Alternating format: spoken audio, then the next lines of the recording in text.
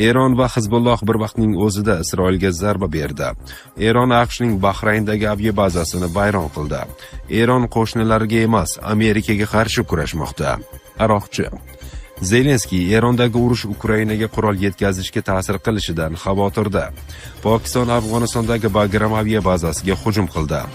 Eronning Natanz yadroviy inshootiga jiddiy zarar yetgani aniqlandi. Saudiyadagi eng yirik neft zavodiga Isroil zarba bergan. Eron emas, ommaviy axborot vositalari. Endi esa batafsil. O'zbekistonda Rossiyaga komissiyasiz pul yuboring. Yonira ilovasini oching. O'tkazma bo'limidan xalqaro o'tkazmalar bo'limiga kiring. Yuboruvchi davlatga O'zbekiston, qabul qiluvchi davlatga Rossiyani tanlang. Rossiyadagi qabul qiluvchi karta ma'lumotlarini to'liq kiriting. O'tkazma muvaffaqiyatli yakunlandi. Yonirat bilan ishonchli va xavfsiz o'tkazma qiling. Eron va Hizbulloh bir vaqtning o'zida Isroilga zarba berdi.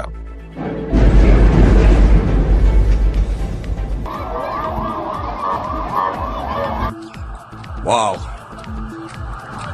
Eron va Livan birinchi marta bir vaqtda Isroil hududiga zarba berdi. Bu haqda Eronning Tasnim agentligi xabar qilgan. Ma'lum qilinishicha, Eron va Hizbulloh ilk bor bir vaqtning o'zida Isroilga hujum qilgan. The Times of Israel nashrining xabar berishicha, Tehron tomonidan ballistik raketalar uchirilgani ortidan Isroilning qator hududlarida, jumladan Tel Aviv shahrida xavf sirenalari yangragan. Isroil mudofaa armiyasi havo hujumidan mudofaa tizimlari Eron raketalarini tutib olish uchun ishga tushirilganini ma'lum qilgan. Qayd etish joiz, Hizbulloh Eron tomonidan qo'llab-quvvatlanadi. Guruh asosan Livanning janubiy hududlarini nazorat qiladi. Uning shtab-kvartirasi Bayrut shahrida joylashgan. Livan rasmiylari esa mamlakatni mintaqadagi mojaroga tortishni istamasliklarini bir necha bor ta'kidlagan. Eron qo'shnilariga emas, Amerikaga qarshi kurashmoqda. Eron hujumlari Yaqin Sharq davlatlariga qarshi emas, balki faqat Amerika Qo'shma Shtatlari harbiy bazalariga qaratilgan. Bu haqda Eron tashqi ishlar vaziri Abbos Araqchi Al Jazeera nashriga bergan intervyusida aytib o'tdi. Vazir shuningdek, zarurat tug'ilsa, Eron o'zini himoya qilishga tayyorligini bildirgan. Ayrim mintaqa davlatlarga emas, balki Amerika bazalariga hujum qilmoqdamiz va zaruratga qarab o'zimizni himoya qilamiz, degan Aroqchi. Uning ta'kidlashicha, mintaqadagi AQSh harbiy bazalari Eron uchun qonuniy nishon hisoblanadi.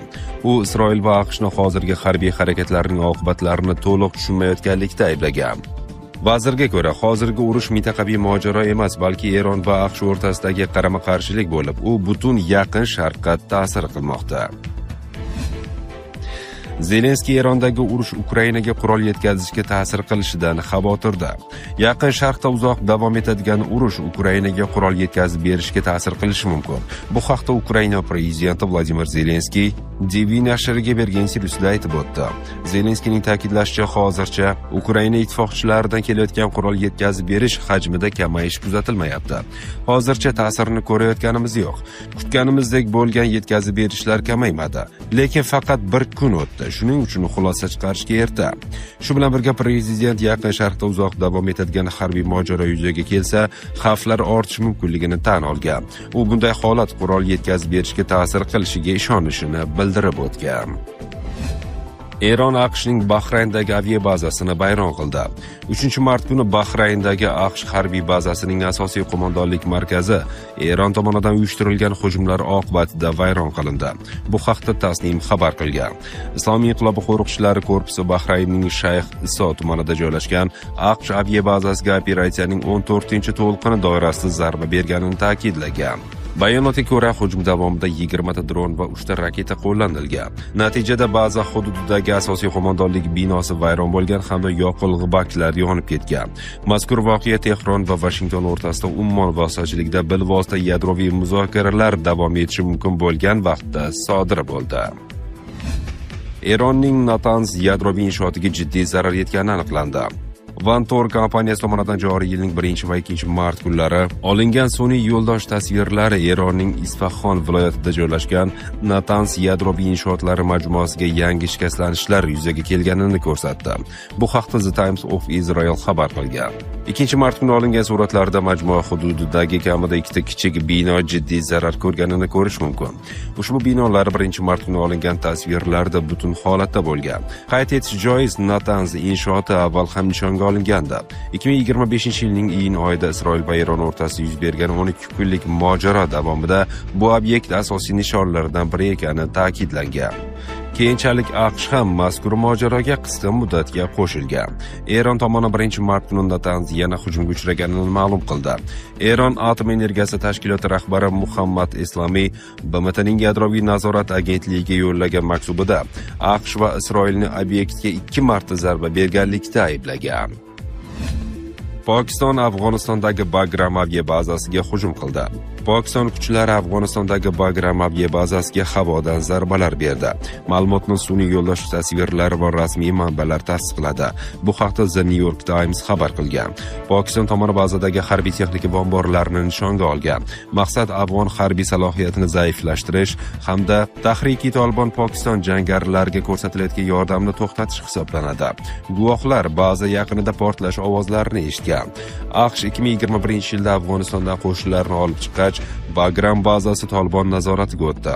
AQSh prezidenti Donald Tramp bir necha bor bazani qaytarib olish tarafdori ekanini aytgan. Afg'oniston rasmiylari esa obyekt topshirilmasligini ma'lum qilgan. Sun'iy yo'ldosh tasvirlarga ko'ra, bazaning shimoliy qismida kamida bitta samolyot angari va ikkita yirik omborxona vayron qilingan. Hujum yakshanba kuni soat 6:00 atrofida sodir bo'lgan. Mahalliy aholi kamida ikkita kuchli portlash va qiruvchi samolyot ovozini eshitganini aytdi. Pokiston Afg'onistonni o'z hududida Tahriki Tolibon Pokiston jangarilariga boshpana berishda ayblamoqda.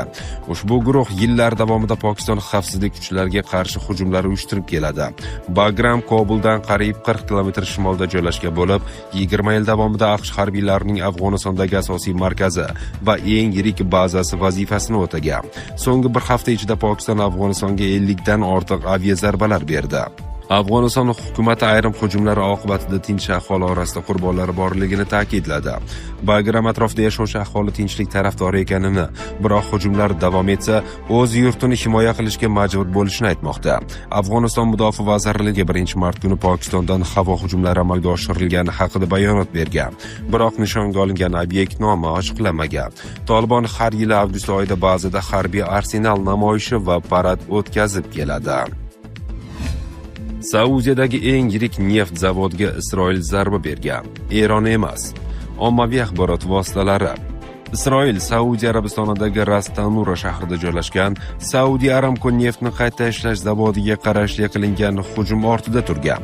Bu haqda Eronning Tasnim nashri xabar qildi.